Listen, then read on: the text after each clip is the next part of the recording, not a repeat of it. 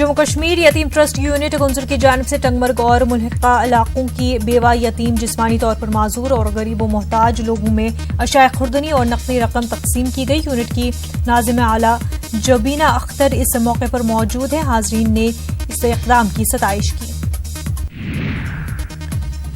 فکر انسانیت ٹرسٹ کی جانب سے اننت ناگ میں ایک تقریب کا اہتمام ہوا۔ ماہ رمضان کے دوران فلاحی اور دینی کاموں کی خاصیت بیان کی گئی۔ اس موقع پر کئی مستحق افراد میں امداد بھی تقسیم کی گئی۔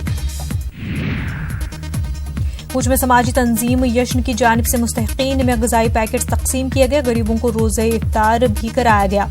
تنظیم کے چیئرمین نے عید کی خوشیوں میں غریبوں کو بھی شامل کرنے پر زور دیا۔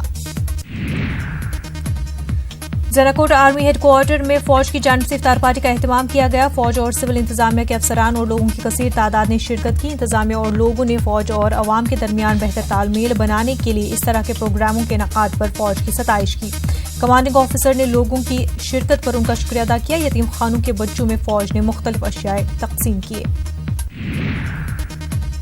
فوج نے یکتا کمیٹی کے اشتراک سے ALG راجوری میں دعوت افطار کا انعقاد کیا۔ مختلف طبقوں اور شعبہ حیات سے تعلق رکھنے والی شخصیات نے اس میں شرکت کی۔ GOC major general H Dhanraj نے بچوں میں انعامات تقسیم کیے۔ مقامی افراد نے فوج کے اس اقدام کی ستائش کی۔ کلچرل اکیڈمی لہن رمضان کی مناسبت سے ہمہ لسانی مشاعرے کا انعقاد کیا۔ 2 درجن سے زیادہ شعراء نے شرکت کی اور اپنا کلام پیش کیا۔ خاتون شعراء نے بھی حصہ لیا۔ مولانا عمر ندوی مہمان خصوصی تھے۔ اس موقع پر مقامی افراد نے کلچرل اکیڈمی کی ستائش کی۔ گورنمنٹ ہائر سیکنڈری اسکول ڈنگی وچہ رفیع آباد میں نعتیہ مشاعرہ اور نعتیہ محفل منعقد کی گئی۔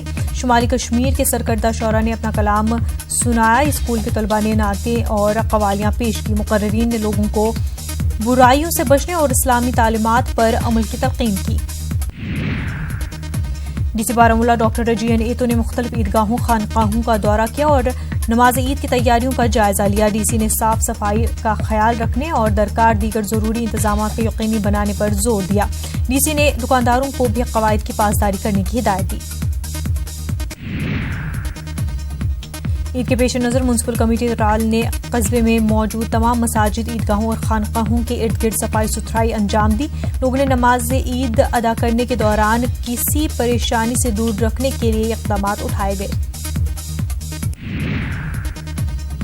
ٹاؤن ہال بیروا میں اسکل انڈیا کے تحت خواتین کے لیے ایک بیداری پروگرام منعقد کیا گیا۔ اچھی کارکردگی دکھانے والی ہنرمند خواتین کو اسناد سے نوازا گیا۔